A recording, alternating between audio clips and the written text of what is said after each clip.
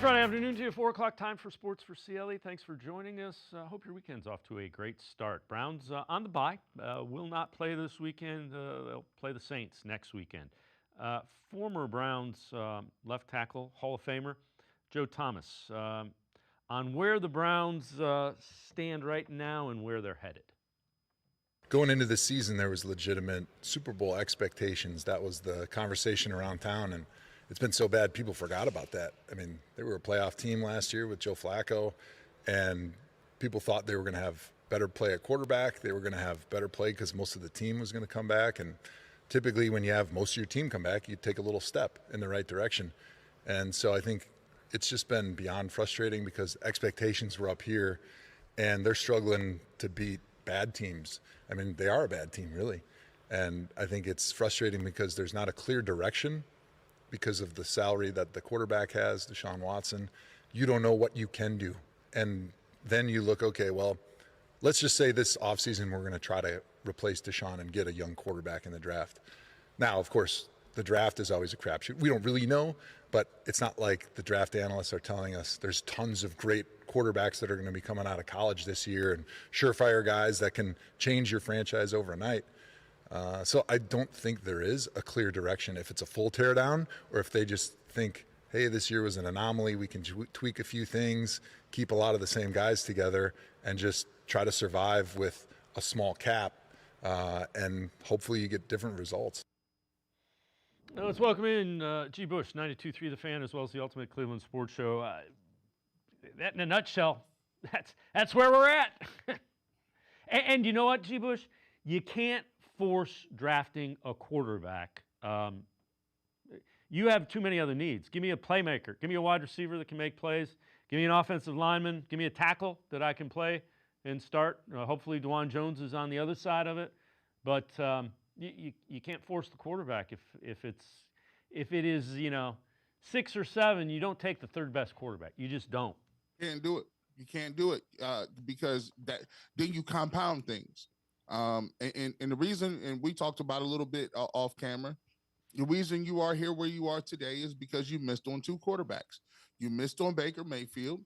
You missed an opportunity to take 2 Hall of Famers in Josh Allen and Lamar Jackson. Lamar Jackson happens to be a 2-time NFL MVP, could possibly win a 3-time MVP this year the way he's playing.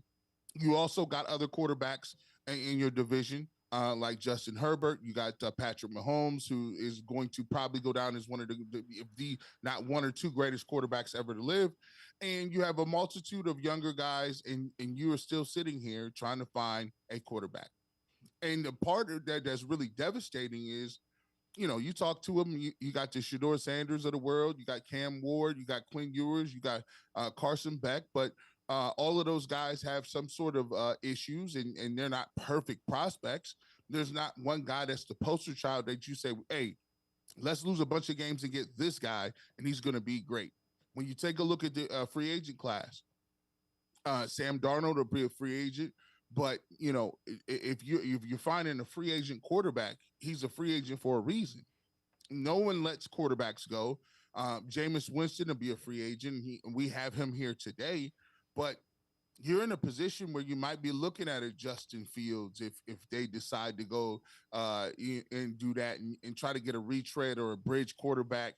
And take a quarterback that could be a project later in the late rounds. But let's take a look at this, though. It's not like they don't have other holes. I mean, you got to figure out what you're doing at left tackle because you missed with Jed Wills in the top 10 pick. Tristan Wirfs was a guy that was available, and he's a Pro Bowler. You take a look at what you're doing at the other defensive end. You just moved Zadarius Smith, and we've been trying to find a defensive end, a younger defensive end, to go with Myles Garrett since 2016. You can go back to Emmanuel Ogbah. You can go back to Olivier Vernon. You tried Jadeveon Clowney a couple times. You just got Zadarius Smith. You moved him out. You got Alex Wright, who is injured for the rest of this year. You don't have a guy that can really be a dominant pass rusher opposite of Myles Garrett. And you still do not have a playmaking receiver. We just got a chance to see Joe Burrow and the Cincinnati Bengals run up and carve up the Ravens, And Jamar Chase is out there with 260 some odd yards. He's taking little slants to the house, and all these other teams that like the Dolphins have all these receivers, and we're trying to talk ourselves into Jerry Jeudy and Cedric Tillman. We got a lot of stuff that we need. We got an aging offensive line, and very limited high draft picks to do anything to stock the cupboards. Yep. And again, it's so that begs this question, and I'm curious as to how you think of this. This is from Sportsnet. One big question for every NFL team at the midseason mark: Browns reset, retool, or full-on rebuild? I think there's enough pieces here, G. Bush, that it's got to be a retool. But you got to be smart, and you can't. You've just eliminated all of the margins for error. You got to hit on 4 or 5 free agents. You got to hit on some of the you got to hit on some second and third round draft picks, and you certainly can't miss as early as you're going to be drafting on one, your first round pick. It's tough because I go back and forth every other day. I was on 92.3 The Fan, and I said you might have to rebuild and reblow it up. And as I sit here and think about it, it's difficult because you got Myles Garrett on the team. You got one of the best. You got probably the best non-quarterback player in the game on your roster in his prime. It's very difficult to run around and say blow it up. You got Nick Chubb coming back next year, who will probably be 100% next year as a running back. You got some things going for you. But the problem, it looks like Mike Hall Jr. might be a playmaker for you. You got J.O.K., who's a guy. Grant Delpit is a solid player. But the problem is this. Do you have the guys in the front office that can evaluate and get it done? I would have a much better a feeling about it is if I knew what offense we were running. I don't know what it is we're trying to accomplish. Jameis Winston looked pretty good the week before against the Ravens, threw for 300 some odd yards. But here's the problem with that. The very next week, they come back and they come out in 5 wide and shotgun formations, and they want to run spread tendencies again. And I'm like, guys, you've already shipped Amari Cooper out. You don't have spread guys, and you continuously do this.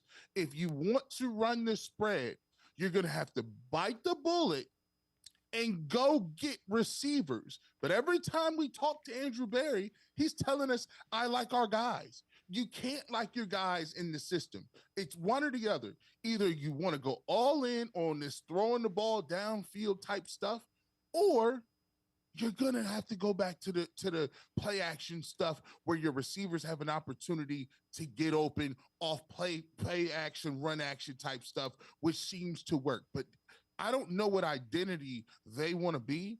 And that even convolutes things and muddies the water even more, because now I'm looking around at the quarterbacks and saying, are we going to be, I don't know if you guys see Cam Ward play. He's a guy that plays a lot like Deshaun Watson. He plays off schedule. He throws the ball. He's extending plays. He's a dynamic playmaker. Shedeur Sanders is one of those guys.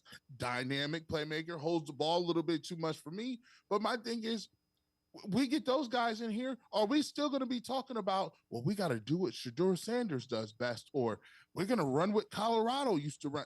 I don't know, man. I just seen too much of that, man. I don't know. I'm with you. You got to upgrade the wide. If you want to be a spread team, this wide receiving core isn't going to cut it. It just isn't. We saw that picture.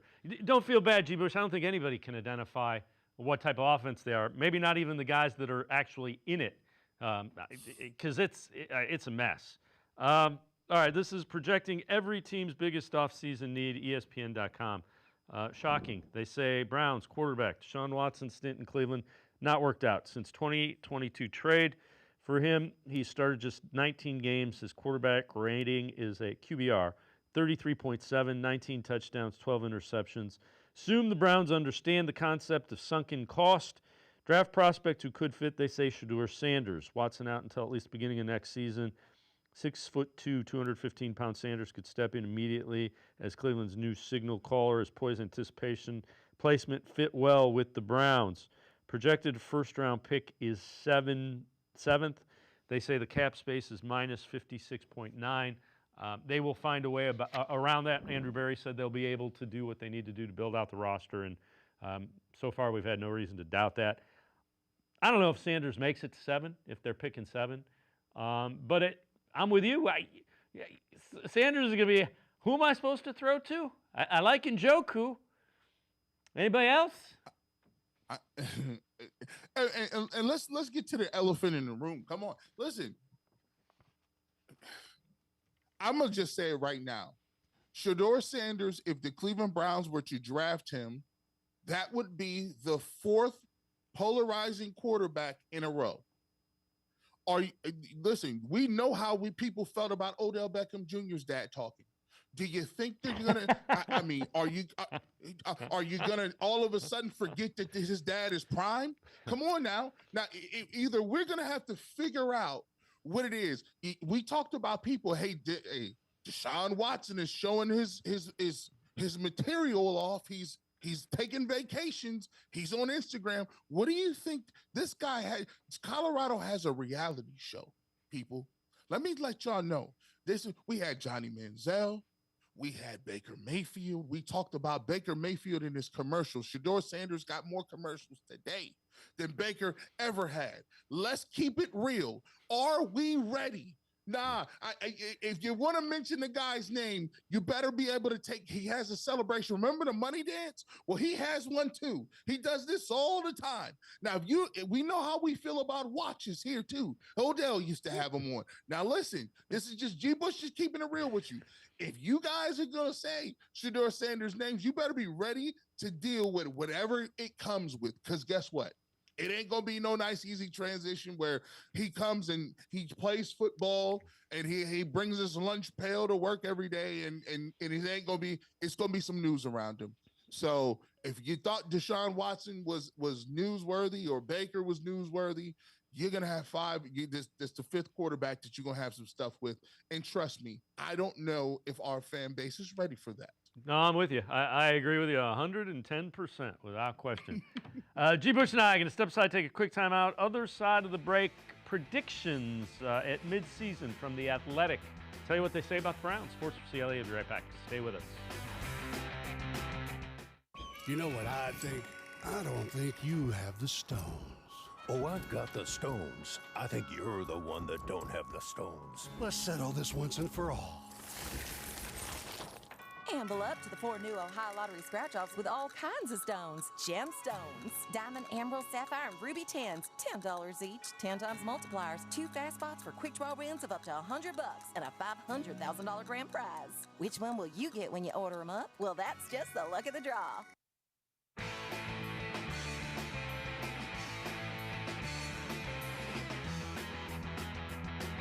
We continue talking Browns with G. Bush from 92.3 The Fan, as well as the Ultimate Cleveland Sports Show. This from The Athletic. 8 predictions for the Browns at midseason. We'll take them and break them down a couple at a time. Dorian Thompson-Robinson will take over for Jameis Winston as the Browns' starting quarterback, is the first one. Number 2, Winston will play at least relatively well. G. Bush, I know people want to see DTR. I think I've seen enough to know he has the potential to be a pretty high-end backup. I don't see the ball placement. I don't see the processing. Can he get there? Yeah, but it's going to take a lot more time than the Browns have. Yeah, man. They're between a rock and a hard place, because even if Deshaun Watson would have played remotely decent, right? I'm talking about remotely decent, where it's like maybe they win 9 games, 8 games, or whatever. They pull a couple games out and they're competitive, and they just lose some games because they're not good enough. At least it would have bought them some time. But the thing that happened with Deshaun Watson as he gets injured, a funny thing happens when you take that piece off the board, because what happens is everybody can at least have a place to vent and say, oh, well, it was just Deshaun Watson, and now we can figure it out. And Deshaun Watson was playing back, and your focus is on Deshaun Watson.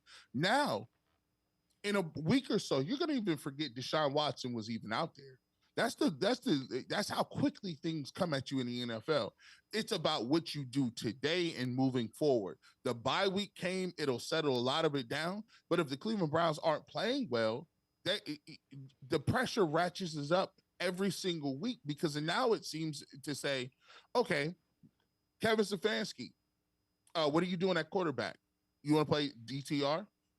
Because if you're not playing Jameis Winston, then you're going to be out there. And DTR is, I mean, there's a reason why every time he's out there, he seems to get hurt. He's a little reckless. He be jumping around. Like he's trying to tackle people. Like, no, DTR, I need you to stop playing with reckless abandon and stay on the field and take the easy stuff and live to fight another day. You need Jameis Winston out there so you can evaluate whether Cedric Tillman is going to be a good quality number 2, or if you need to go get you some more receivers in free agency or to see. So and they're in a position where they almost have to play a guy like Jameis Winston because he gives them a better opportunity in order to evaluate the rest of the roster. But like you said, I think DTR could be a nice backup. I don't see it as a starter. There's a reason why he played a lot of games in college, but he doesn't have that high-end ability, diagnosing, throwing with anticipation, and the special stuff. We just saw Lamar Jackson and Joe Burrow. Those are NFL quarterbacks. Those are top quarterbacks. That's what you need. And if you don't got that, just because you missed twice, once on Watson and once on Baker, it doesn't mean that you could kind of just slide back into a situation where you can say, well, maybe let's squint really tough and see if we see something in DTR. No, that ain't gonna work. I'm with you. All right, number 3. Boy, I hope this one's not accurate. We'll see Jedrick Wills play again. Number 4, DeJuan Jones, Cedric Tillman continues to impress. And number 5, Tillman will lead the team in touchdowns. I like Tillman. I do want to see more of him. I'm intrigued by Jones. If Jones can play left tackle, it solves some problems. I've seen it. I've seen enough of Jedrick, and I got nothing against him personally. I need more out of a left tackle, especially one that was taken top 10 in the draft. Yeah, it's always funny. It's one of those things that'll happen. The NFL will expose a lot of people. It will. You just don't see the fight. You don't see the fire.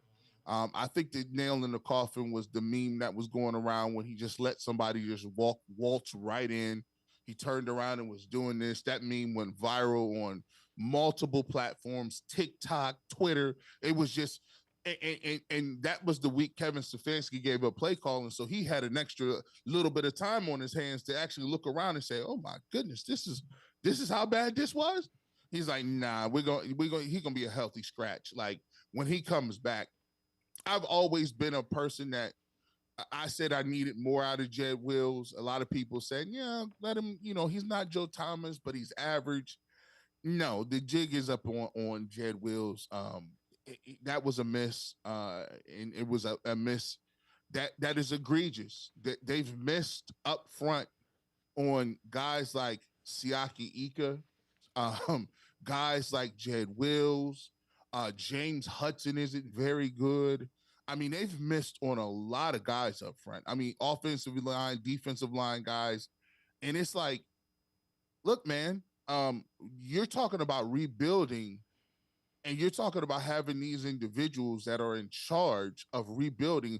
When you take Amon-Ra St. Brown and you take Schwartz over him, the reverse guy. I mean, all he did is in Auburn. All he did is run reverses, and you took him and David Bell. I said, that's why it's very confusing. At the end of the day, they're gonna have to make an evaluation on whether or not these are the guys that are gonna be making these game-changing, organization-changing type picks, because we got these picks because we wasted Joe Thomas's whole career.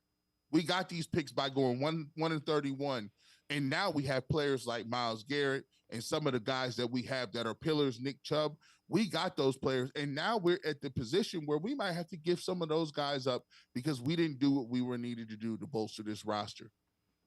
All right, before I let you go, we'll finish out the other of the 8 predictions. 6, Browns will finish 5-12 on the year. Number 7, Nick Chubb scores in last home game in Cleveland. And number 8, Browns shake up front office. Move on from either their GM or their chief strategy officer or both. That would point to what you're talking about. DePodesta's the chief strategy officer. Andrew Berry, the GM. I go back and forth about Andrew Berry. Nobody knows what DePodesta is doing, so them moving on from him, nobody's going to know. He's the hand of the king. Like, what do you mean? Like, this guy, like, they are very smart. I'll give them credit, because it's hard to say fire a guy and they won't even tell you what he does. We might be in left field on this one. Like, he might get it's like guys, it's like telling LeBron, hey man, you got to fire Maverick Carter. You're like, well, what does Maverick really do? Like, you know what I'm saying? He's around, he's his guy. Like, he's never getting fired. So, to me, I'm looking at it with Andrew Berry, and this is the hard part about it, right? They always say they're in lockstep, right? He sold that they're all in one. Everybody was in on Deshaun Watson. Everybody is all kumbaya. My thing is, if you bring in another general manager, think about it. You're bringing in a guy who then is going to be tasked with drafting a quarterback. Now, there's going to have to be a collaboration between the new guy and Kevin Stefanski. And if you're a new GM, guess what every new GM wants? A new GM wants their own coach and their own quarterback. Now, Kevin Stefanski has very strong mindset about quarterbacks, does he not? Because he's been going back and forth about all the quarterbacks we've had so far.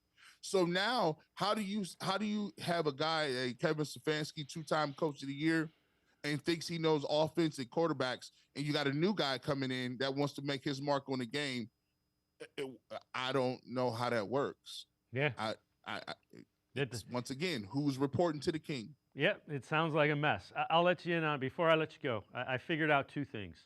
Whenever they say collaborative, it means you're not going to find out who actually makes the decision. And whenever we hear the offense or the defense is multiple, it means we don't do anything well enough to be known for it. So I will leave you with that this week. G. Bush, as always, man. Appreciate the time and the insight. Thank you, sir. Appreciate it. You guys have a good one. All right, G. Bush, make sure you check him out. 92.3 The Fans of the Barbershop, 8 until noon on Saturday. Also, the Ultimate Cleveland Sports Show. You catch him 11 till 1, Monday through Friday. We're going to step aside, take a quick time out. Other side of the break. Film analysis, video breakdown, Lance Reisland. 3 things to look for after the Browns come out of the bye. Sports4CLE will be right back. Stay with us. Come back to go forward. Back to learning new things. Back to pursuing your dreams. Tri-C has flexible learning options to fit your life. And every year, more than 1,000 local companies provide Tri-C students with real-world learning. The right education can boost your lifetime earning power by hundreds of thousands of dollars. Start now with a college education you can afford. Tri-C, where futures begin.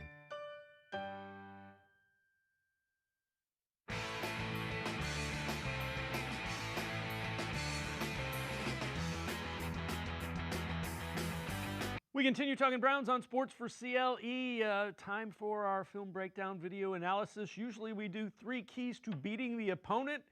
We weren't quite sure how to do 3 keys to beating the bye for the Browns, so instead we'll do 3 things to look forward to after the bye from the Browns. Let's welcome in Lance Reisland from the Plain Dealer, cleveland.com. Lance, when you look at how the Browns, you think they'll come out of this bye, you would expect some changes. First thing you said is, what will the run game scheme and philosophy be moving forward? And I got to agree with you. I can't tell what it's been before this, to be honest with you. Well, the thing is, they've lost their physicality. So if you see here, you're going to see this is Chubb's good run, and as it goes, there's just not a lot of movement. Then I got 2 plays from the last couple years. Look at the movement you get up front on the weak side zone. Then the next play you're going to see a counter. What I really want you to see is just to look at the movement and everybody getting a hat on a hat. And then we'll go back to what they do this year, which is get a hat on a hat, but watch there's no movement. So as you see this play, everybody's at the line of scrimmage. So the Browns have to decide, Are they going back to Kevin Stefanski's power run game? Like this is one of his base weak side zone. Is Nick Chubb going to get healthy? Are they going to start pulling those guards again? Get Batonio out in space where they did so much, and just makes them a physical run game. Now, the thing that I really, more than the scheme, is just the philosophy. I think they got to get back to being more physical, get these double teams, and get these people moving, vertically displace them backwards, and kind of get back to their identity. I think that'll help them shorten the game and give them a chance in fourth quarters. So I guess and this has been my question all along, is that scheme based? Is it because you've spread it out, or is it how do you get there? Obviously, I think if you ask 32 coaches or how many ever coached in the NFL, all of them are going to say, we want to be physical up front. Well, for me, and I agree with you, and every coach is also going to have a little bit of a different kind of an answer to that. My answer, and I learned everything football-wise from my dad in terms of physicality, for me, it's practicing that way. And when you get into a spread, in a couple of years that I had a really good quarterback, what ends up happening is you end up passing the ball more and you run it. And that comes down to practice reps. And when the Browns were when they were really, really physical, when I first started going to Browns camp, it was always run game, physicality. It's not like that anymore. They're looking to spread it out. There's not a lot of gap scheme. It's very zone, trying to horizontally displace people. So for me, physicality comes from doing it in practice and saying, we're going to run the ball. We're going to run it every day. We're going to be live every day at certain points in time, and we're going to hit each other. And that's kind of what makes you physical, is doing it every day. You don't have to kill each other for hours, but you got to have some physical contact every day. All right, so second thing of the three things to look for after the bye, and I'm curious about this one as well, Winston or DTR at quarterback. What are your thoughts with this? We're going to see Winston here. Winston does a great play. He does a great job of looking off the safety, keeping the middle, and then giving Njoku a chance. So you're going to get that more pocket scheme. Then you get DTR, which is the levels concept that you like to run. So with DTR, you're going to get a little bit more movement. You're going to get a little bit more boot and waggle. Jameis Winston, you're going to get more in the pocket, more using his eyes. He's got great arm talent. He takes chances. He's very Flacco-like in terms of taking chances. You got to see, if you don't think DTR is your guy, then you got to go with Winston, in my opinion. Now, everybody wants to know what DTR can give you, and I agree with that. But the number one thing for those coaches right now is winning games, and whatever guy they think gives them the best chance to win next week against the Saints is the guy they play. I never really believed in looking ahead, trying to look at people. I'm trying to win, and I think coaches that do that are the most successful. They don't worry about anything else but practice and winning, and everything else takes care of itself. So I'll be interested to see schematically with the run game and both the pass game on what they're thinking moving forward. Yeah, and Andrew Berry as much said that yes, we want to see young guys play, but the number one goal is to win games. He said that at his press conference a couple days ago, without question. Oh, here's the thing, that you have to have that mentality, because if you have that mentality, then you go in with an edge, and you go into practice with an edge, and you go into blitz pickup and inside run and red zone and goal line. You got to have a mentality, whatever your record is, it doesn't matter. You got to get ready for the next opponent. And if you start worrying about, hey, I need to look at this guy, I never really cared about that. I want to know who's playing the best, empower my coaches, tell me who at your position, who's playing best, who needs competition. Who's going to help us win games? And I think that's where the Browns, they got to get back to a competitive atmosphere where guys are fighting for their lives, in my opinion. All right, the third thing of the three things to watch after the bye, does the defense return to its true identity? So take us through this.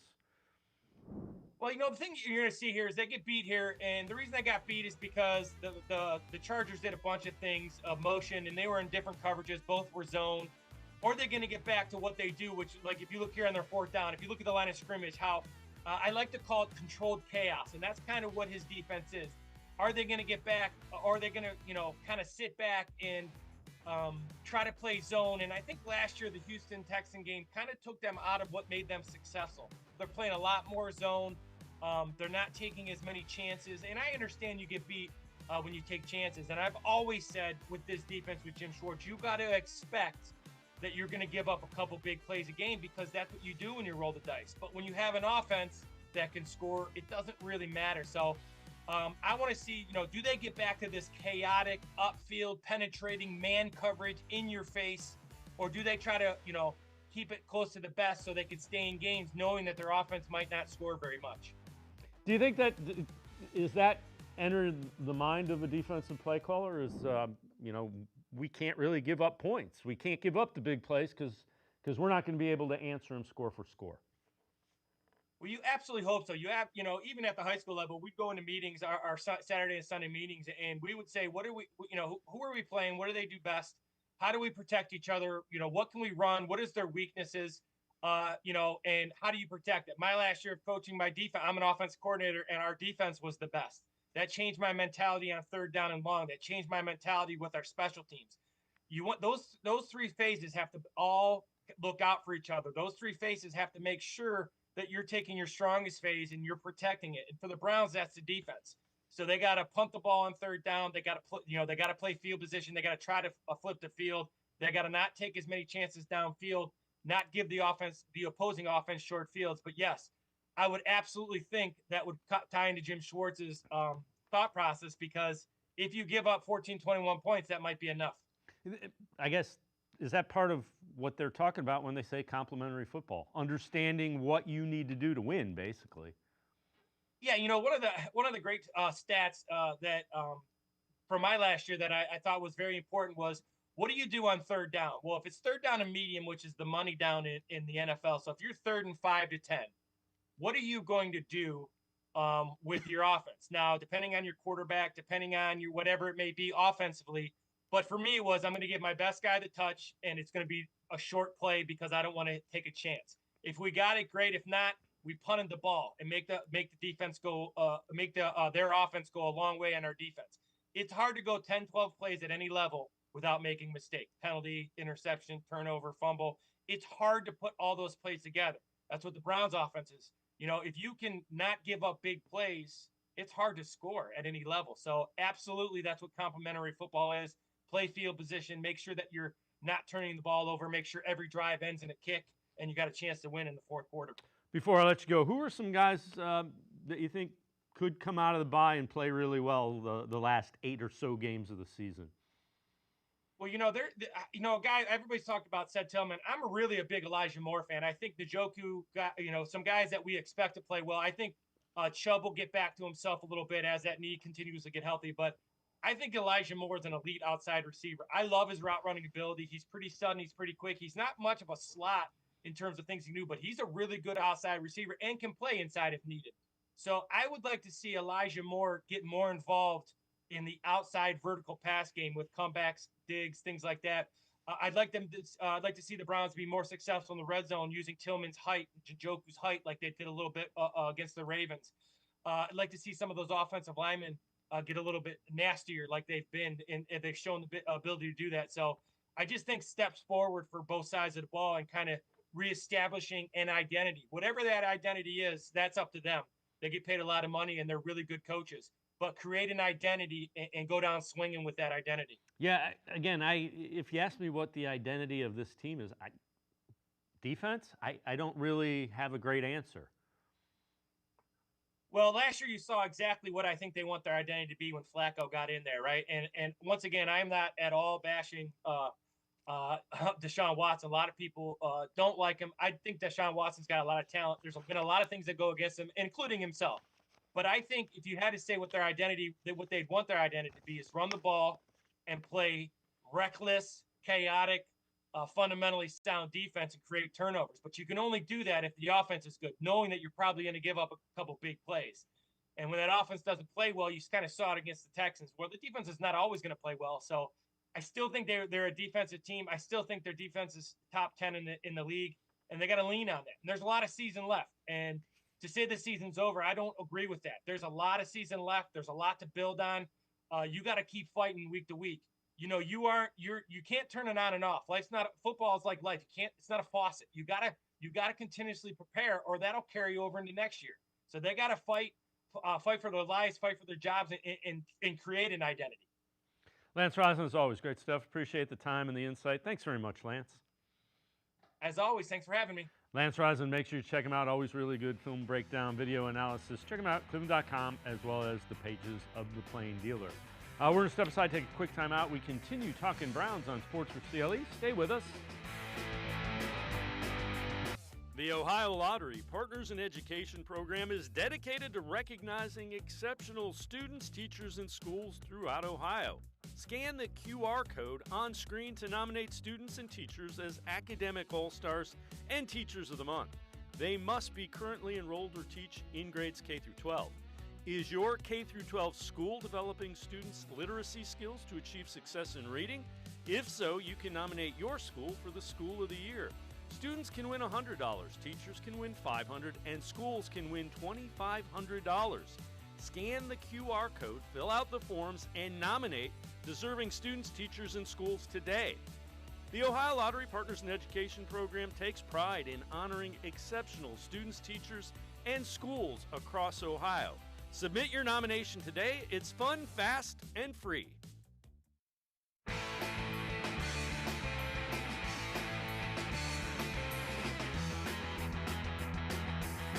We continue talking Browns on Sports for CLE. Let's head back to the voicemail of Truth and Reason. Hello, this is Keith calling from now Cleveland, Ohio. Cleveland fans are something else. Same thing, make us laugh, make us cry. Same things we wish for. When we get it, then it's like, why did you do it? I say that to say we were aggressive and we took a chance to go get Watson. Prior to that, that's all we wanted us to do was to be aggressive, go out there and get some players that we think can put us over the top. At the time, Watson, outside of the off-the-field stuff, was top 5 quarterback in the league. So we rolled the dice. It didn't work. And I understand they got to take what comes with it. But Cleveland fans, I just say, timber it down a little bit. I'll never fault nobody for trying. What I would have faulted the Hasms for is not trying and just sitting back. That's when I would have got real mad. Go Brown. As always, appreciate all the voicemails. Let's welcome in Brad Ward from the Orange and Brown Report, the All Eyes on Cleveland podcast. I have said that. I don't fault the aggressiveness. I liked the trade. The thing that's killing them, it's not the trade, it's not the 3 draft picks. They've survived that. It's the contract. The contract, the guaranteed contract, is what's killing them now. And the rest of the league is enjoying that. It is. It is the contract. And despite the aggressiveness that everybody wanted to see, listen, there was 13 teams interested in Deshaun Watson. So the NFL doesn't care, right? But for a lot of people in this town, it was a problem. And it remains a problem. And then when you add that with the injuries and the poor play, it just becomes a situation that just turned really ugly really fast and even uglier, Dave. So despite them being aggressive, it didn't work at all, right? And it is the contract at this point, but they have a way out. You know, I think that he'll be on the roster in 2025, but I don't think he'll play at all, Dave. I don't think he'll ever take another snap again as a Cleveland Brown, to be honest. And then in 2026, I think that's when you'll see the cut and the post-June 1st designation, and that somewhat mitigates the cap impact because you're pushing it into future years when the cap will be bigger and the percentage of the hit against your cap is minimalized. So they have a plan for the way out, and I think that following that plan, they believe. I'm not saying I believe, but they believe that they can still remain competitive. Yeah, and again, their lack of throwing more than just Zadarius Smith and Quentin Jefferson at the trade deadline, I think speaks to that. They think that they can tweak it a little bit, push forward, and get right back into contending. This from the Bleacher Report. Thoughts on every NFL team entering Week 10. Browns, the win over Baltimore was a mirage, and trading away Amari Cooper as Zadarius Smith seems to indicate they understand that. Question now is when they'll replace Deshaun Watson. And, the other thing, we heard Andrew Berry not say we're definitively moving off of he's got to know who he's moving to. In order to move off of Deshaun Watson, there has to be a definitive we're moving on to this guy. You don't just say we're gonna move away from Watson and you know, yeah, it is what it is. Yeah, there's no answer there yet, right? Like that's the biggest question is who's the next quarterback, and I think they're going to give Jameis a real shot to try to be a bridge here, at least. You need to take your swings in the draft on guys that you think fit this system, whatever system you're going to go forward with, which I think is to be determined a little bit too, Dave, offensively.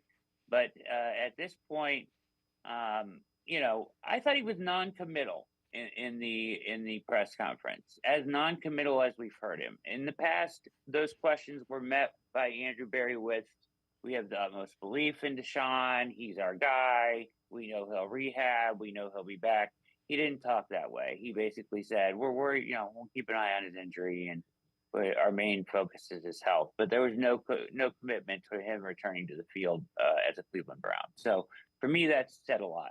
Yeah, I would agree. And I would be stunned, like you, if he ever takes another snap, but we'll see.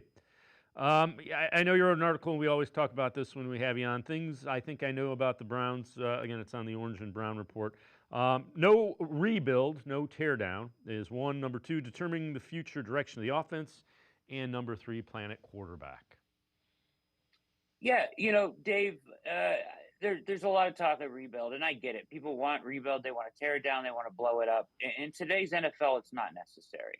I think you have enough of a young core here, you know, in the guys like Miles and Njoku, Delpit, you know, players like that, JOK. And you're getting some performances on the offensive side from Judy and Tillman that are showing some promise, DeJuan Jones. I think that you can move forward with that core and supplement the roster in a different way around it. The main part of this is you're going to have to attack at the offensive line and get better there, and you're going to have to find a quarterback, right?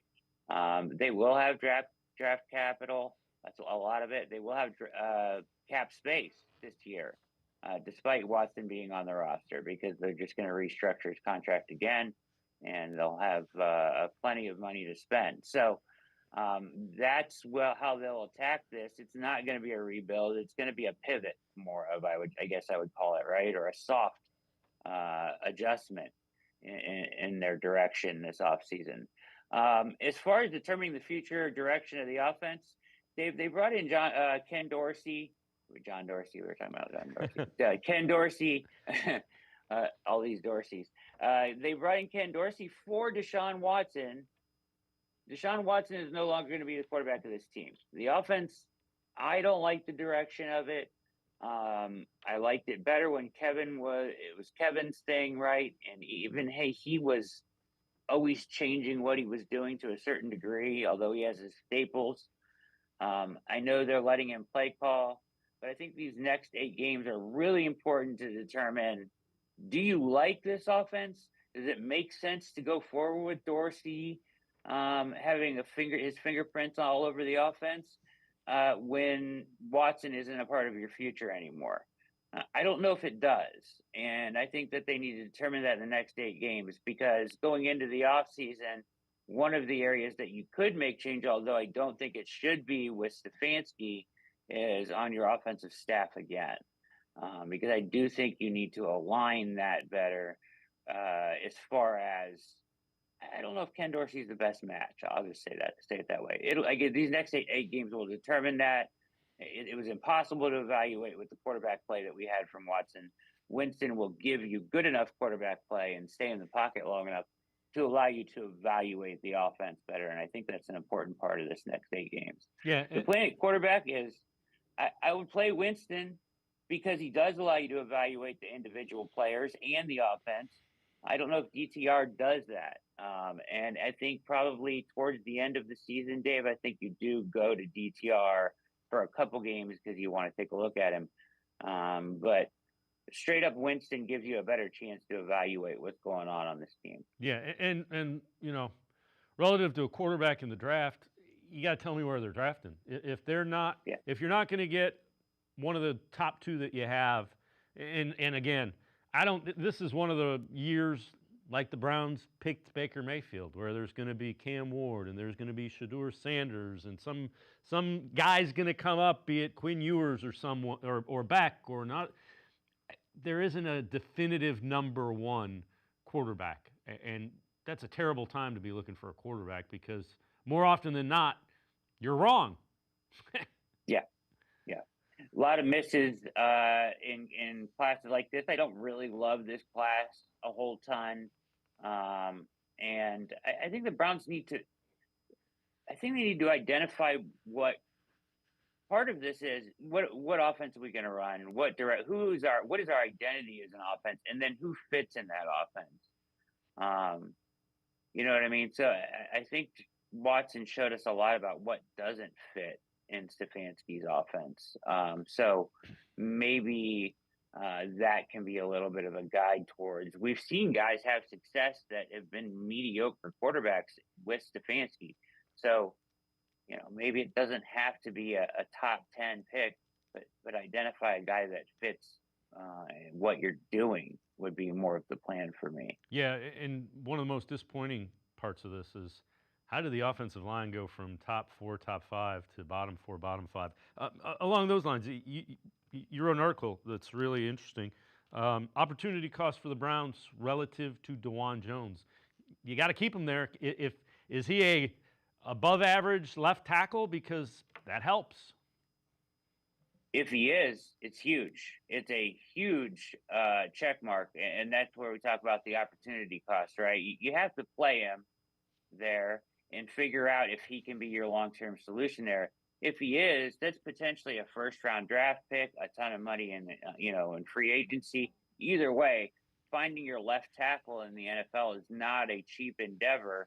And if you have found that guy in DeJuan Jones, Dave, then that is huge and a huge check mark or a huge off-season task that you can take off that list.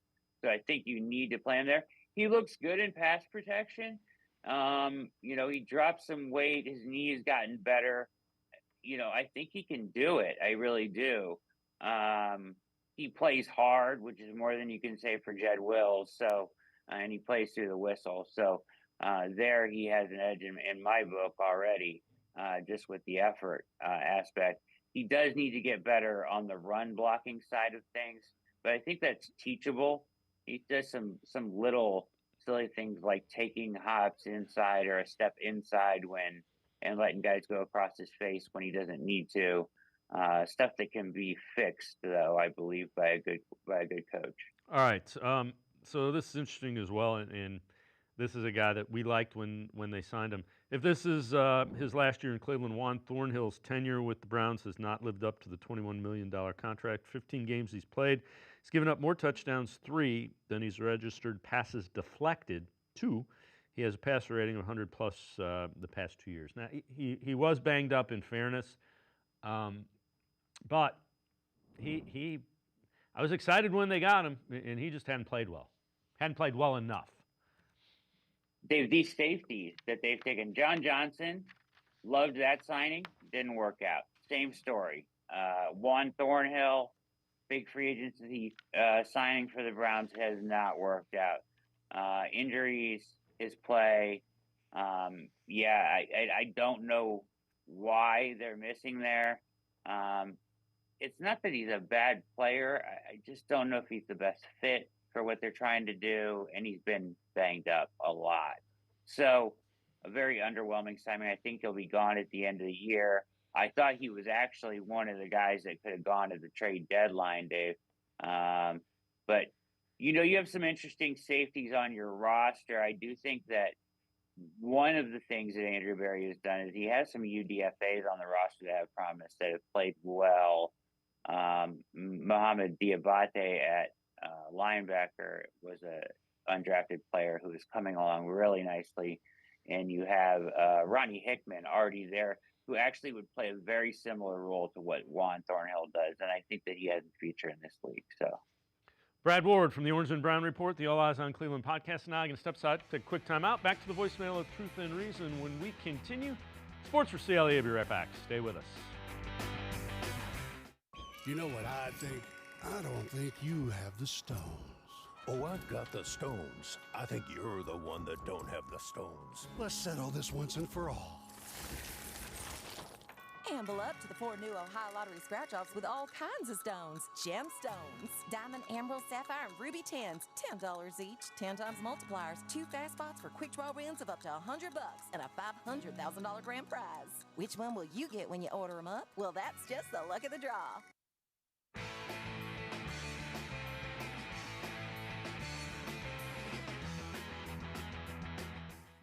We continue talking Browns with Brad Ward from the Orange and Brown Report, the All Eyes on Cleveland podcast. Let's head back to the voicemail of Truth and Reason. I think in the draft, the Browns, like in football, I'm old-fashioned. It's one of the trenches. They better get some offensive linemen. Second of all, they better find somebody who can draft. There's only thing Andrew Berry could do in a draft is catch a cold. Look at his draft record, 22, 23, and 24. He stinks. As always, appreciate all the voicemails. Brad, we were talking a little bit about this before the show. You can point out to a lot of misses from a lot of different guys. Now, the draft everybody points to with John Dorsey, he had the first, fourth. He missed on the 33rd pick, which was Austin Corbett. That was pretty bad. And then he hit with Nick Chubb at 39. Andrew Berry has, and again, it has, Andrew Berry traded the first-round picks, but he hasn't had the first-round picks. Go and look at John Dorsey's second draft. He had Greedy Williams as a second-round pick. I think it was Taki, Sheldrick, Redwine. Yeah. It looks a lot like the drafts everybody's complaining about. He did draft JOK and Grant Delpit in the second rounds. DeJuan Jones, fourth round. We used to point to Martin Emerson in the third round. The criticism that he hasn't identified a wide receiver, it's pretty accurate. Tillman might change that. We'll see. Yeah, Tillman is intriguing. Since Cooper is gone, his play has been exceptional, and he looks like he could be a guy. And that's, once again, a big, if he does pan out, and it looks like he has because he's really expanded his route tree. He's a guy that seems to have the right attitude about what's going on, and putting his effort in to grow his game and get better coming from an offense at Tennessee where he was very limited in what he did as a wide receiver. But he's expanded on that, and he's looked really good in the last, 3 weeks, right? So short sample size, got to see more, but there's some promise there. There's no excuse for the misses at wide receiver with Berry, and I'm not going to make excuses for a lot of the misses. I will say there is kind of a little bit of a shift for me. So you have DeJuan Jones, Isaiah McGuire, who looks like he could play. His PFF grades are great, and he's going to step into a bigger role now that Z is gone as well. Alex Wright, Cam Mitchell, Alex Wright. You have Cam Mitchell and Tillman, plus the UDFAs of Hickman and Diabate, all in like the last 2 years. Not this, I think that was 2 years ago draft, all in 2 years ago draft. Now, they did take Siaki Ika in that draft, which is a disaster, and we knew that from the second they took the card up and announced his name. But Wills is a big miss. Wills is a miss at 10. You can't. You can't. If you're drafting in the top 10, there's a reason, and you can't miss on those. Can't. Those have got to be automatic, and that one hurts probably one of the worst of his selection. So he has had some hits. He has some guys like you mentioned, JOK, Delpit, that are part of this young core. But he has some misses too that needed to be hits. It's a mixed bag. Do they probably need to, they need to tinker with the approach a little bit? They're always doing that. So I think he's trying to improve always. I don't think he should be fired personally. I know a lot of people feel differently. But I would like to see him go forward. He is thought of incredibly high around the NFL and NFL circles. If he was fired from here, he would have a job very shortly after. Yeah, and I'm with you. and I flip-flop on this with him and Stefanski because it's been, you expected to be a Super Bowl contender and you've won 2 games. It hadn't gone well, but again, let's see if you can get your job when you got the extension. I've said this. You were mediocre. You made the playoffs when you don't. Your job is to be a consistent playoff team. So far, year 1 after the extension, you felt really, really incredibly, like the bottom of a bottomless pit, short of reaching what you needed to do this year if you're Stefanski and Barry. And I think they realize that. Yeah. Here's my issue with that. Like I think so much of this, and you can put this on Barry, right, and Stefanski. You can put it on the organization, but so much of that has to do with Deshaun Watson. Yeah. So much of that has to have with him coming out and being all-time level bad at quarterback. Yeah. That none of us saw that coming, right? Like, he had been not great, but to fall to the levels of play that he fell to this season, I didn't see coming at all.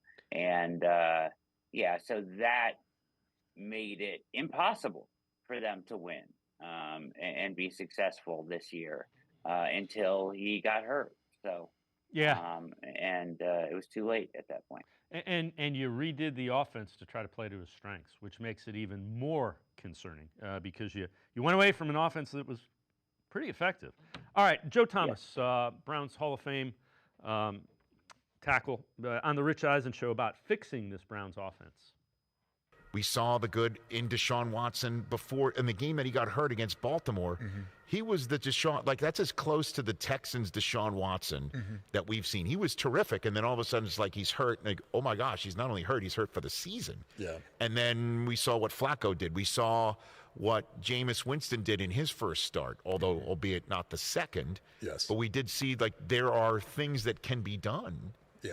And let's do those. Is that oversimplifying it? Or no, I think that's a great analysis. And I think potentially what they're going to do this offseason is say, Deshaun, we know you're comfortable in the shotgun, but we're just going to play under center because that's what Stefanski knows. That's what he's best at. That's Chubb's what these good guys at that too, right?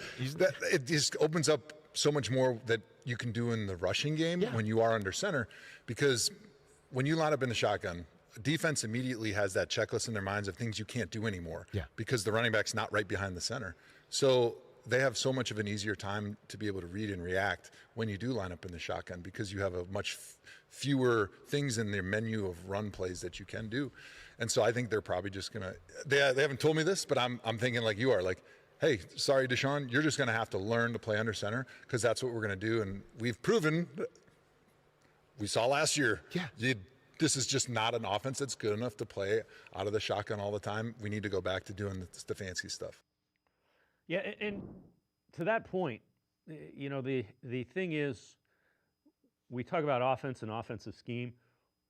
Stefanski understands how to fix things in his scheme that are, he knows where all the pitfalls are. If this happens, it's because of this. They don't know that. It's clear they don't know how to fix the mess that is their offense. Yeah, he gets the wrinkles. He gets how to expand off of it. He gets how to reduce parts of his offense. Right. He knows how to throw parts out and adjust and add and take away. And he can't, or he hasn't shown the ability to do that with this offense. Kind of goes back to what I said in things I think I know about the offense. You got to evaluate it, take a hard look at it, and I don't think that directionally this is the best way to go. He's talking about Deshaun playing in that offense. I don't even think that's a factor, Dave. But whoever it is, I think it needs to be a match for what Stefanski does best, because that's when this team has been its best. So I will agree with him 100% on that part. Yep. And again, I think he's probably trying not to let the cat out of the bag, or, if you had him on a lie detector test, he probably doesn't think Deshaun's going to be playing under center in this offense. All right. Yeah. Before I let you go, I know you wrote an article. Best path moving forward is with Stefanski and Barry, and it's far less daunting than many want you to believe. Take us through that. And I tend to agree with you. Take us through that and just your thoughts behind that. Well, so for example, this team won 11 games last year. They've been to the playoffs twice in the last 4 years. And people have been yelling at me when I say that. And I say that's the most success we've seen from a regime in, 40 years, Dave. And they say that's a low bar. You're right. It's a low bar. But it doesn't change the reality that nobody else has been able to do it in that amount of time, right? When you view things through a larger lens. So, they've found some success here. Now, like you said, you gave them the extension. You've got to be consistent and elevate that. Teams have bad years. Good organizations don't fire their coaches when they have a bad season. Name a coach, Tomlin probably, but that hasn't had a bad season, you shouldn't just fire them off right away. So I think I've defended the regime enough on this show already. Yeah. But as far as the path out, the draft capital they have, they will have cap space this year. There's a plan in place, right? There's a plan in place to reduce this. The national media throws the two big figures of $72.9 million dead cap in this season and the next season, and they make it seem like it's impossible, but it's not impossible. Now, do you have to be good? Do you have to get things right? Absolutely. But to think that, I've seen so many people, this talent or this roster needs blown up. Why didn't they fire sale at the trade deadline? All these things. Just because you're 2-7 doesn't mean it's a complete indictment on the talent on the roster, Dave. You lose football games for a lot of reasons. Sometimes it's not all on the talent, right? It's the same team that won 11 games last year with no quarterback play. So you have to realize that it's probably somewhere in the middle. And that's part of what these last eight games will be evaluation-wise. But you do have the cap space, the draft capital, and the talent on the roster to make an adjustment and be competitive next year. Much of what your 2-7 started was about for me was about the quarterback and number 4's play at quarterback. So I do think that the way out is easier. There is a path to compete while these cap hits take place. And they have a plan for that over the next 4 years. So that's why I want to keep Barry in place. He knows how to manage the cap in a way and has done and maximize spending better than anybody else in the NFL. Hasn't reaped all the rewards yet, but he certainly has a plan to get out of this while remaining competitive. Brad Ward, as always, great stuff. Appreciate the time and the insight. Thanks very much, Brad. You're the best, Dave. Thank you for having me. Brad Ward, make sure you check him out. Always really good stuff. Orange and Brown Report. Also, co-host of the All Eyes on Cleveland podcast. That's going to do it for this edition of Sports for CLE. Have a great weekend, everybody. We will see you back here Monday at 4 on Sports for CLE.